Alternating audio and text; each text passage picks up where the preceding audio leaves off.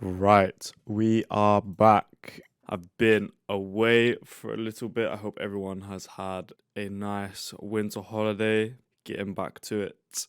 Okay, so today I want to show everybody a feature that I don't see too many people using, but I think is massively useful when it comes to working with samples. Now, what Ableton has is it has a feature called comping, which is generally used for, say, if you're doing takes of vocals, but you want more than one take, and then out of all those takes, you want to stitch together the best ones, you can do that. Now, what we do is we right click on an audio track, and you see here, insert take lane.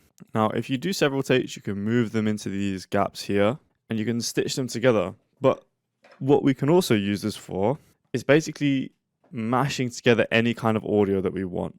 So what I'm first going to do, we'll try to do this with some percussion. So this is a fun loop, but let's say we want some variation, we kind of want to try to do our own thing with it a little bit. Let's have a look for some other loops that we can use. Okay, we'll take that. And we see where I put it? I just put it in this second take lane below this. We'll see what we can do with this. Now, I'm going to make these different colors so you can see what I'm doing really clearly here. Blue. That'll do. Now, right, let's listen to this. Say we don't want this here.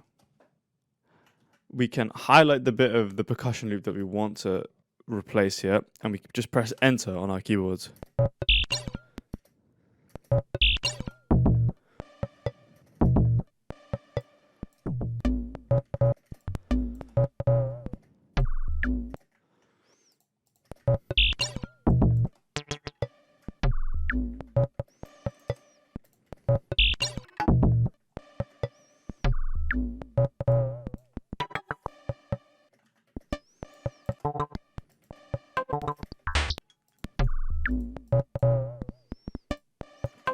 Okay, I don't like this bottom one, so I'm actually going to delete this here. Okay, so I like this loop. Now, to get variation, it sounds dumb, but I just like to make patterns. So you see where all these bits are highlighted? I'm just going to alternate them. So instead of having this bit of the sample in, I'm just going to put the sample below it in, and vice versa, and see what we end up getting.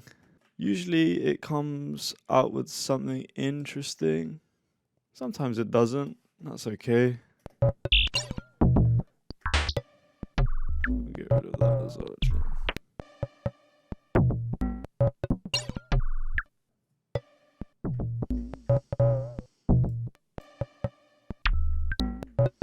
Cool. So I like that. That's a cool, weird Frankenstein together percussion loop. You can try to do a similar thing with synths if you want to. I think this kind of technique works better with samples which are not processed. So if you have synth samples that aren't processed, you can cut them together quite easily. But I would kind of I only really use this for percussion. I sometimes use it for bass lines if I'm bouncing to audio and I want to mix things in an interesting way. But yeah, very powerful, very interesting. Not very widely used as far as I can tell. Definitely something to have a play around with, see what you can get out of it, mix some interesting stuff together. Right, have a wonderful day, people. Thanks for tuning in. It's good to be back. We'll catch you guys in the next video. See ya.